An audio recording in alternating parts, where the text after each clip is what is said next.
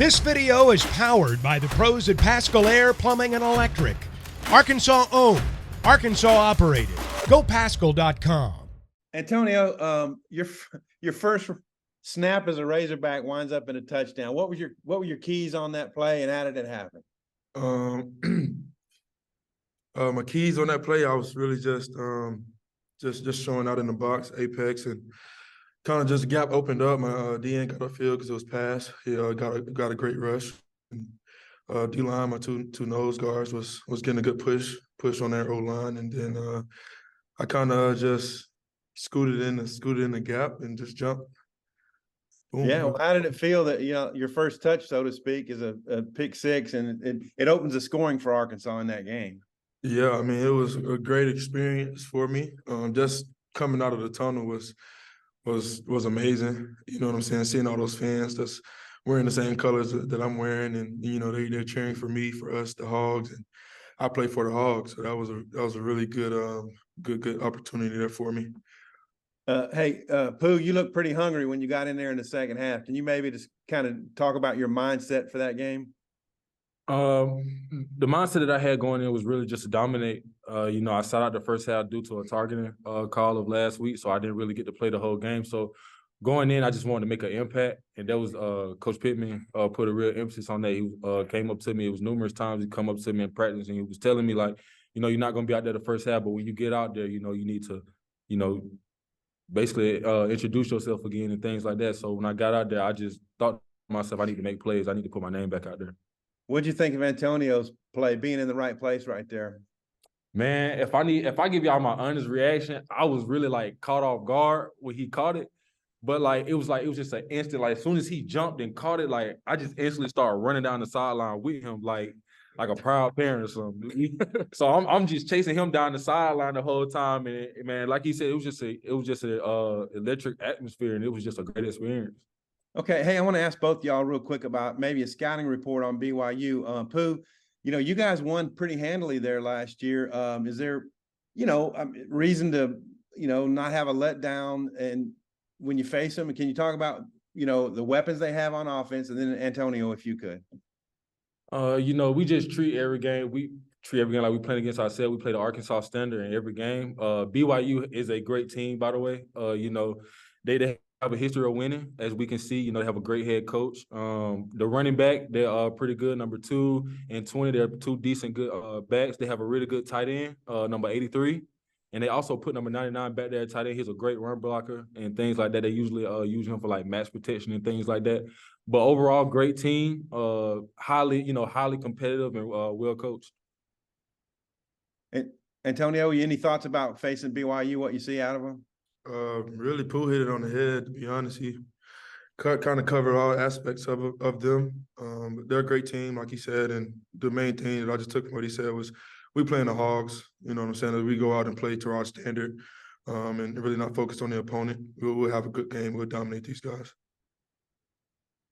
Trey. Yeah, both you guys have, kind of dealt with injuries from fall camp and stuff. And Pooh, you had obviously the suspension.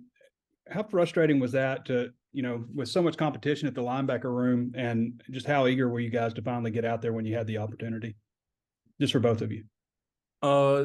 Honestly, I really didn't look at it as a frustrating aspect. I just looked at it, as sitting back and just being a leader, just sitting back and just coaching up the guys that's sitting there like Brad Spence and things like that. And then, just keeping the energy alive on the sidelines. I understand that I was, injured, and I understand that I had got the targeting call and things like that. But, that doesn't stop the leadership aspect of things. And so I just prided myself on, just being vocal with the guys and keeping spirits high. So, there wasn't really any frustration, because I knew that the defense was in great hands with the guys that were displayed out there. They did a great job during the week preparing themselves, so I was confident. Antonio? For me, it wasn't frustrating at all. I always keep God first in my life. You know what I'm saying? And whatever he has for me will be for me. So it was just like another obstacle that was just thrown in my way, and then wasn't fazed by it. Got upset here and there, but not much, man. I just kept God first, stay prayed up, and I just took it day by day. When you look at BYU and Arkansas too, I mean, Arkansas has had a little bit more success running, but both teams kind of not getting off the ground the way they want running the ball. What have you guys seen when you look at BYU running the ball? And, you know, I mean, I'm sure you guys see some areas where they could probably improve and probably have. Just watching film on those guys, like I said, they have a great team. So, you know, like those guys, you know, they take it day by day. I can tell just by watching the film. And they also have a great offensive line and things like that. You know, they got some guys that return. They lost a few people, but they replaced them with some good competition up front. So, you know, as long as we go out there and we play to the standard, we should be fine. Antonio, you got kind of like a throwback look out there. You got the neck roll from like the 90s and single digit linebacker. Is that something that you play into on purpose, or is that just a style thing, or what's the neck roll for? Yeah, I've just been doing that since high school. I always wanted to be like Ray Lewis growing up. My dad used to send me videos of him and just motivational speeches. I always just watched him growing up, wanted to imitate my game after him. So that's kind of just where I get it from. Thanks, fellas. Bob. Hey guys. Hey, Pooh, I get that you wanted to keep a positive attitude when maybe you're a little banged up and had to sit out, but just, from a physical standpoint, I guess, are you 100%? Just, it looks like now there's nothing to restrict you, whether it's your knee or the targeting deal. Just how anxious you to just get out there and kind of just go off on somebody. Man, I'm highly excited. This is my, first real game, is playing a full game and things like that. And just to get in front of the Razorback crowd, just the atmosphere and just the energy that they bring. I just know, man, it's going to be a great Saturday. And, I sat back and, I just prided myself on, once I come back, I got a lot to make up for. I got a lot to make up for, and that's fine. I just want to sit back, and just first off, like Antonio said, just thank God for everything and go out there and play my best brand of football. I'm excited. I'm anxious. I'm ready. Yeah, I think in the old, I didn't really pay attention and see on the sideline, but I think in the old days, if players got ejected for targeting, they had to stay in the locker room or so. But you were able to be out there the whole half, and if so, kind of what was it like watching? Back in the day. So I was able to stay on the sideline. I was able to stay on the sideline, and just to me, like I said earlier, it wasn't, it wasn't anything for me to just keep on leading those guys and just keep being that positive, role model for those guys and things like that. So, even though I had got thrown out of the game and I knew what I had done was wrong at the time, and I talked to coaches and the players and things like that, and I apologized to them, but I sat back and, I just kept bringing the energy. They came over. I showed them things that they could do that'll help them put them in better position and things like that. So, I just kept the leadership aspect alive once I got taken out the game. And then, Tony, you've been here a few months now and gotten to know Pooh pretty well, I assume. But you're older, but he's been here longer. Kind of what and he seems like a team leader for a young guy. What's your take on Pooh, just from a total standpoint as a team guy? Kind of linebacker he is. He's a real stand-up guy. You know what I'm saying? Not only is he my teammate, my brother, he's also my fraternity brother. I was able to watch him go through things within his fraternity journey and was able to help him out. And that was a great experience for me as well as for him, and kind of brought our bond together off the field, which is for surely more important because I'll for surely fight for him even more on the field. But he's a great guy, great kid. You know what I'm saying? Stand-up guy, like I said. I know he'll go for you. I know that for sure. You know what I'm saying? Great leader. You don't stop talking on the sideline. Sometimes I'll be telling him to be quiet. He don't stop talking. Good, energized guy, always energized, whether if it's lift or always asking questions in meetings and taking notes and stuff like that. So he's a great person and really great person to be around. Thanks. Jackson. Well, after all those nice words from Antonio, I just want to check, Pooh, are you saying you were, caught off guard because you were surprised he caught the ball? Like, why were you caught off guard by Antonio's interception on the touchdown? It was just like it was just a great instinctive play, and like sitting there, you thinking he ran up, things like that. Because he put himself in perfect position. Like I didn't know that he was just gonna run up and just vertical jump and intercept the ball. So when he did catch it, all I could do was just jump up and just start like I said, just start running down the sideline with him. Like as soon as he caught it, I just jumped up. I dropped my helmet, jumped up with him, and I ran down the sideline with him until he was in the end zone. So it wasn't that I knew he can catch. he be catching all the passes to Indy and stuff like that. So, you know, he got great hands. So I knew he would catch it if he did get his hands on the ball. But it just caught me off guard in that aspect. I got you. Just wanted to clarify. For both of you, I mean, it's been a pretty good start for the defense, and this is kind of like the biggest, no offense to the other two teams, but the biggest test of the year so far. Just what are you liking most from what you've seen from the defense that you feel like can kind of be consistent throughout the season? Guys who just want to compete, people that, just love the game of football and just love what they do and do it with a passion and things like that. So, that's one thing I can say we've been consistent on. It's always going to be something that you have to fix after the game. No team is perfect. No game plan is perfect, things of that nature. Everybody mess up. But the way that we go out there and we carry ourselves, the mentality that we have, that's what stays consistent. That's what keeps me excited every weekend, every day. Demetrius.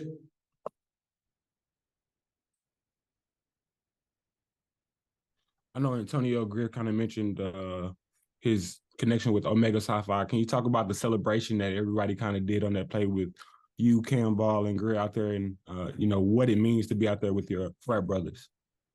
Well, first off, it was a great play by Pooh's goal line. They was really trying to run the ball down our throat.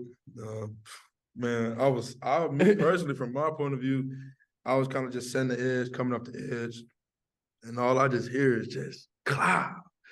That was just Pooh Paul coming downhill, man, making a great play, and I was more than excited for him because Coach T, we practice that drill so much. We do it in Indy, and then just to see that translate from Indy or from practice to the game, it was great to watch it, and it was a great play. It was a great play, and just having the guys out there, man, it's just you know what I'm saying. It's I can't even explain it, to be honest with you. It's a great experience, and one in a lifetime, to be honest with you, to have 3 dogs on the field like that, man. The picture was amazing that we had, and for all of us just to be out there, and the brotherhood that we share together is also amazing. So it was really good experience. How can you comment on that as well? And honestly, with this, as far as like the celebration standpoint, it just shows that the love that we have for each other runs deeper than just ball and things of that nature. Like he said, we have a great relationship off the field. So, it pushes us to go harder for each other on the field and things like that. So us doing the celebration wasn't just, just doing that just to look cool and things like that. It was just for us to show like the genuine love that we have and the excitement that we have for each other. So that was as far as like the celebration aspect. And also for everyone watching, please don't try to do that. It's kind of like a tad bit disrespectful for us. I just wanted y'all to know that. Daniel. Guys, wanted to touch on BYU for a second. What specific challenges does the quarterback present to y'all? He's been well traveled for a while. For either of you who wants to take it. Just a great leader. You could tell the offense revolves around him, and he's really probably just a great overall guy. I can see that everybody, like I said, I can see everybody on offense respects him, respects his game. He has good vision, great arm, by the way. He does a great job with selling out his fakes and things like that. So it's gonna be a challenge for us this weekend. We're ready for it. Bob, last one. Oh, okay, yeah, Pooh, I forgot to ask you about that fourth down play. I mean, you made quite a few plays once you were able to get out there, but what was your perspective on that play at the goal line? I think maybe it was a second down. I might be wrong about that. It was third. It was a third down play, yes, sir. And like I said, it was just really just going back on when I was saying, man, just going out there and having a dominating performance. I sat back the whole first half. When I came back, I told myself I got to make it up to these guys. I got to make me some plays. And my pops always told me, big-time players make big-time plays when it comes down to it. And so I came down and I made a big-time play. And, it was just really exciting. Yeah, Antonio, I think that'd be the dream of any defensive player to score a touchdown. But you scored one a couple of years ago. You had a pick six against, I think it was Tulsa. How cool is that to score 2 touchdowns as a defensive player? Be honest with you, I'm looking to score more. That was just a start, great start that I had. Grateful for my D linemen and my DBs that was out there that was covering very well, and the D line getting a great push up front, so I can jump in the window and catch up and catch a ball even them blocking for me to be able to get into the end zone. And we practiced that a lot as well. We do it before games. So it was, like I said, it was really good to translate that from practice and things like that into a real life game experience. And it was, I mean, the best thing I liked was the crowd. Like it was crazy. I mean, it was unbelievable. I can't wait to get to BYU this weekend and see the atmosphere. I know the fans are going to be out there. It's not going to be as hot, and it's going to be a great. I just can't wait. It's going to be a great experience. And Pooh, you've had 2 games, 2 linebacker pick sixes. Is there any kind of competition going on between you guys? Like, do you feel like, well, man, I got to get me one too? Man, okay, I'm glad Yeah. you said that because I sat back on the linebacker in the linebacker room the other day, and I told him, I said, man, I gotta be next, and I gotta be next to catch a pick six, you know. And so, like I was just messing around with those guys, and I was telling them, you know, Brad Spence's first series out there, he caught a pick six, and then Antonio's first play of him being a Razorback was a pick six. So I was like, man, I gotta be next. So, you know, it's not really a competition. We all, you know what I'm saying, we all happy for each other. Like I said, like once Antonio caught the pick six, man, you could see like the happiest people out there was the linebackers because we like to see a success from each other. But yeah, I'm gonna be next. And Antonio, can you make that sound effect again? When Pooh hit the guy, what was that word you used? Wow. Like, oh yeah. We talk about that like all the time in team room and stuff, team meeting. Just Okay, thanks. I was figuring you have to tell me how to spell that. okay then. I gotta learn how to spell it too, boss. BetOnline is your #1 source for all your betting needs. Get the latest odds, lines, and matchup reports for baseball, boxing, golf, and more. BetOnline continues to be the fastest and easiest way to place your wagers, including live betting and your favorite casino and card games available to play right from your phone. Head to the website or use your mobile device to sign up today and get in on the action. Remember to use our promo code BELIEVE, that's BLEAV, for your 50% welcome bonus on your first deposit. Bet online, where the game starts.